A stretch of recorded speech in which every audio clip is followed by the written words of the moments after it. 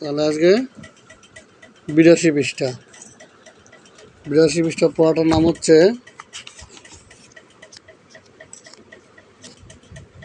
Main পড়াটার নাম হচ্ছে the art of expressing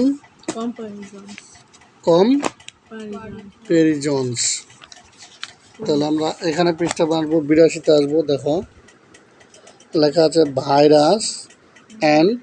viruses and bacteria. Virus এবং ব্যাকটেরিয়া আর মাইক্রোস্কোপিক অর্গানিজমস, অতি আণুবীক্ষণিক অণুজীব। অর্গানিজম মানে হচ্ছে অণুজীব। অণুজীব। ভাইরাসেস নাউন সিঙ্গুলার না plural and conjunction, bacteria noun R auxiliary verb. Microscopic আণুবীক্ষণিক, অর্গানিজমস অণুজীব। অর্গানিজম মানে অণুজীব আর অর্গানিজমস মানে অণুজীবগুলো, এখানে বহুবচন করে দেওয়া আছে। ব্যাকটেরিয়া আর সিঙ্গেল সেলড। ব্যাকটেরিয়া হচ্ছে এককোষী, সিঙ্গেল সেলড মানে এককোষী bacteria. And considered living organism, এবং এগুলো জীবসত্তা মানে এদের জীবন রয়েছে একটা কোষের মধ্যেই। Viruses are not cells. একদিকে দেখো ভাইরাসে কোনো কোষ নেই। Viruses are not cells. Viruses plural আছে না? প্লুরাল হওয়ার কারণে এখানে কী হয়ে গেছে? আর হয়েছে।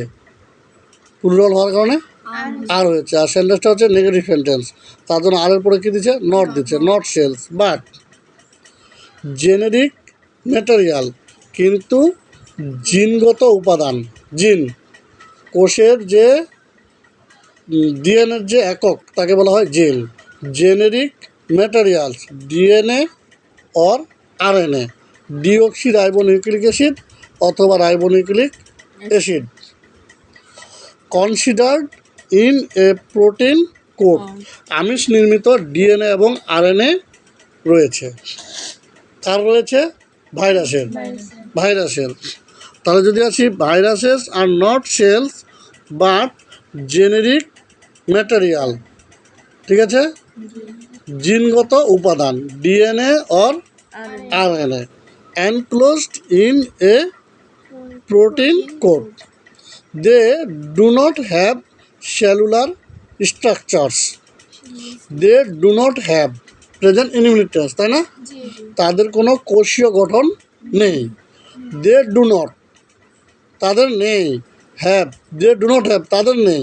সেলুলার কোষীয়, স্ট্রাকচারস গঠন, অ্যান্ড এবং আর কনসিডার্ড নন লিভিং পটেনশিয়ালস। তারা হচ্ছে কি? প্রাণহীন শক্তিশালী জীব হিসাবে পরিচিত। Viruses and bacteria.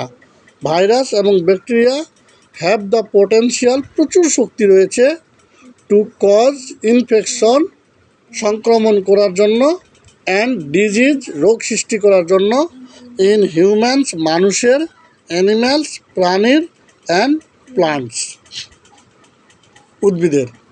তাহলে এখানকার মধ্যে আমাদের ভাইরাসেস নাউন, আর and conjunction, bacteria noun R auxiliary verb, microscopic noun, organism noun organisms, bacteria noun R auxiliary verb, single cell এককোষী অ্যাডজেক্টিভ, এককোষী সংখ্যা বোঝাইছে, তাই না? অ্যান্ড কনজাংশন, কনসিডার্ড এটা ভার্ব, লিভিং অর্গানিজমস জীব সত্তা নাউন। ভাইরাসেস বলছি, আর বলছি নট, ঠিক আছে? তারপরে সেলস, সেলস হচ্ছে কোষ, তাহলে noun. But conjunction, genetic material noun. DNA RNA noun. তারপর এনক্লোজড এটা হচ্ছে ভার্ব।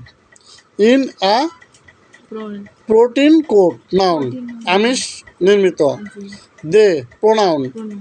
ডু নট, ডু মানে ডু নট, এটা হচ্ছে তোমার present indefinite tense. Auxiliary verb. Have থাকা ভার্ব। সেলুলার কোষীয় অবস্থা বোঝাচ্ছে, তাহলে অ্যাডজেক্টিভ। তারপরে স্ট্রাকচারস গঠন, গঠন হলে adjective. And conjunction R considered noun. তাহলে আমরা এগুলো পারবো না সবগুলো না? তাহলে আবার একবার পড়ে নিই। ভাইরাসেস অ্যান্ড ব্যাকটেরিয়া আর মাইক্রোস্কোপিক অর্গানিজম। ভাইরাস ব্যাকটেরিয়া আণুবীক্ষণিক অণুজীব। ব্যাকটেরিয়াস আর সিঙ্গেল সেল, ব্যাকটেরিয়া এককোষী। অ্যান্ড কনসিডার্ড লিভিং অর্গানিজম, ঠিক আছে, জীবসত্তা। তারপর হচ্ছে ভাইরাসেস আর নট সেলস, ভাইরাসের কোনো কোষ নেই, but generic materials DNA or RNA enclosed in a protein code, আমিষ নির্মিত ডিএনএ এবং আরএনএ জেনেটিক উপাদান রয়েছে। They do not have cellular structures, তাদের কোষীয় গঠন নেই। And are considered non living particles, তারা আবার প্রাণহীন জীব বলে পরিচিত। Viruses and bacteria have the potential, virus ব্যাকটেরিয়ার প্রচুর শক্তি রয়েছে, টু কজ ইনফেকশনস, সংক্রমণ ঘটাতে, অ্যান্ড ডিজিজ রোগ মানে ছড়াতে, ইন হিউম্যান মানুষের, অ্যানিম্যালস অ্যান্ড প্লান্টস প্রাণী এবং উদ্ভিদের। পারবো? আসসালামু আলাইকুম। যদি ভালো লাগে এভাবে প্রত্যেকটার অর্থ পাবেন। জোরে বলেন। আমার চ্যানেলটা অবশ্যই সাবস্ক্রাইব করবেন।